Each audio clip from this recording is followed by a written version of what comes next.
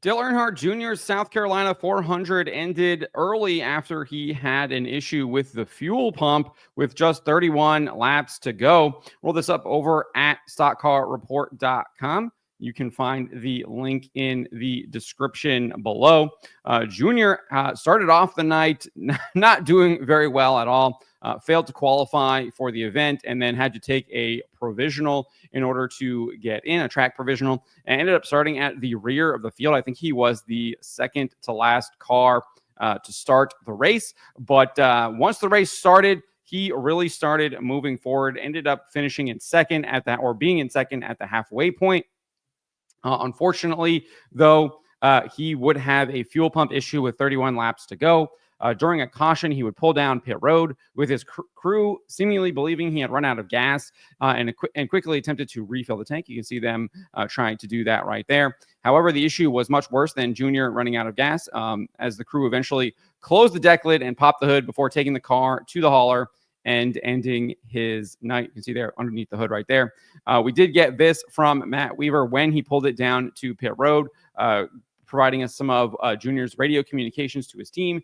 Junior said, "Oh man, something is wrong with the car. The motor won't keep running. I ain't got no effing engine, boys." So obviously they might have thought that there was an issue with the fuel, that the engine wasn't getting any gas, etc. And that's why they were trying to put fuel in it. And then clearly, once they got fuel in it and it wasn't that wasn't working, there was clearly something else wrong with it. We then got this report from Trenton Worsham, front stretch reporter. He said, "The team tells me it was a fuel issue that caused his night to end." And then we eventually got a report from the official NASCAR Regional Series account on X saying it was a fuel pump issue that ended his night. And specifically, we would hear from Dale Jr. when he spoke with Matt Weaver following the race that it was a broken fuel pump. Let's take a listen to what he had to say right here.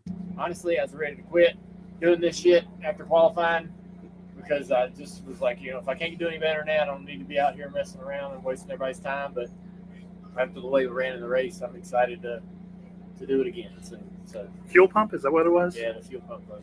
Yeah, so there you go. Dale Earnhardt Jr. confirming that it was a fuel pump and that it did indeed break, and that caused him to exit the race early with just 31 laps to go, where he was indeed poised to contest for the win against Trayton Lapcevich. He was the eventual winner. He was able to easily hold off Doug Barnes Jr., who made, I think, his only fourth late model stock start of the year, but came home second during the South Carolina 400.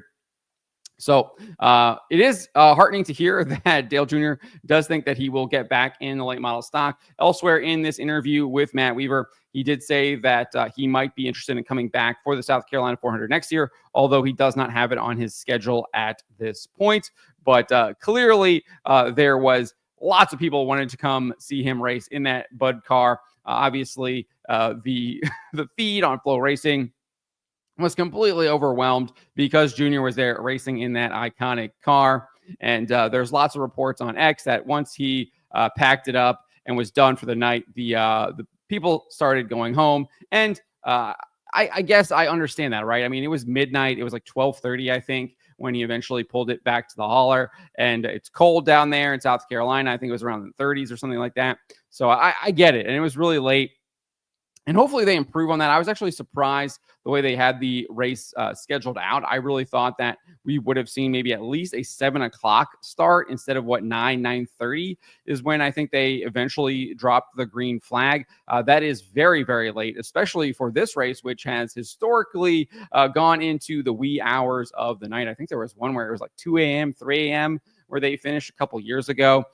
So hopefully they figure that out. I think they should maybe mimic what they're doing at Martinsville, especially if Junior's going to show up because, he brings the car counts. And this clearly is one of the premier late model stock car events. I think it is probably right up there with the Firecracker at South Boston for maybe the second most popular, most preeminent late model stock car race. Obviously, Martinsville is still number one, but I think they should probably maybe mimic what Martinsville does if they're going to do these heat races, and they do the qualifying the day before the heat races. Obviously, Martinsville does them the day of.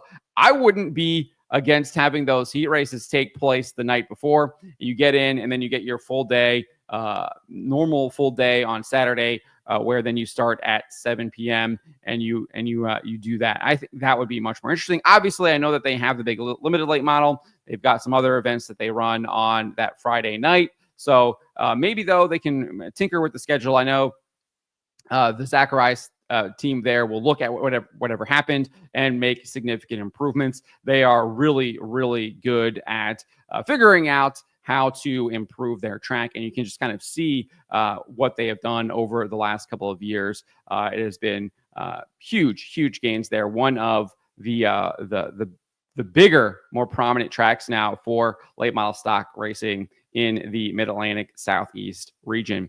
But unfortunate for Dale Jr. that fuel pump broke with just 31 laps to go, because I think we were going to get a great race between him and Trayton Lapcevich. I think he was really going to try and pressure Lapcevich there. He talks about that in this interview, where if he was able to maybe really push Lapcevich, push that car, would have been able to kind of wear it down and give him a run for his money. Fortunately, like I said, that did not happen. Doug Barnes Jr. was unable to really close the gap after Lapcevich was able to really just extend it on those initial green flag launches. So we really didn't get a exciting finish for the race. But congratulations to Trayton Lapcevich on the win. He is definitely up and coming. He won over at North Wilkesboro earlier this year in the Cars Tour, despite them taking away all the points and the money and everything. They still left him with the win. And I think he won. I think he won somewhere. He won another big race as well earlier this year as well. My mind is escaping me on what that is, but expect for him to be a huge threat in that Chad Bryant Racing team in the Cars Tour next year. Definitely will be a championship contender in 2025. And I hope we get to see Dale Jr. Back in a late model sooner rather than later. Hopefully, maybe he shows up at North Wilkesboro next year at least. And then maybe shows up again for the South Carolina 400, and maybe at the Icebreaker, because I know he likes to race at the Icebreaker. He really likes that Florence track. He raced there when he was a teenager. So hopefully he continues to support the track, support late model stock car racing throughout the area, because I do think it needs as much support as it possibly can get. I know that there's rumors that the Dominion Raceway up in Virginia is potentially scrapping the division entirely. I know that a lot of the tracks in Virginia are struggling kind of with car count. South Boston has had issues. I don't even know if they raced at Motor Mile this year or Pulaski County, where you usually see Mike Looney. I know Looney was racing at South Boston, so I'm not really sure what was going on with that track. You usually saw the guys who race at Pulaski County, formerly what was called Motor Mile, were racing at South Boston, Kyle Dudley, etc. So that helped that car count a little bit from last year, but the boys in Virginia are struggling, especially once you get a little bit further up into that area where Dominion is, where it's not necessarily Northern Virginia, but you're still in that Central Virginia area. I know they shut down Old Dominion Speedway, closed it down, sold it off, and that was in Northern Virginia and Manassas. And so hopefully continues to support this division, sees the growth that he's being able to do there in South Carolina and the North Carolinas, maybe spread some of that love up in Virginia as well. But let me know what you guys make of this fuel pump breaking and ending Dale Earnhardt Jr.'s night a little bit early. Let me know in the comments below.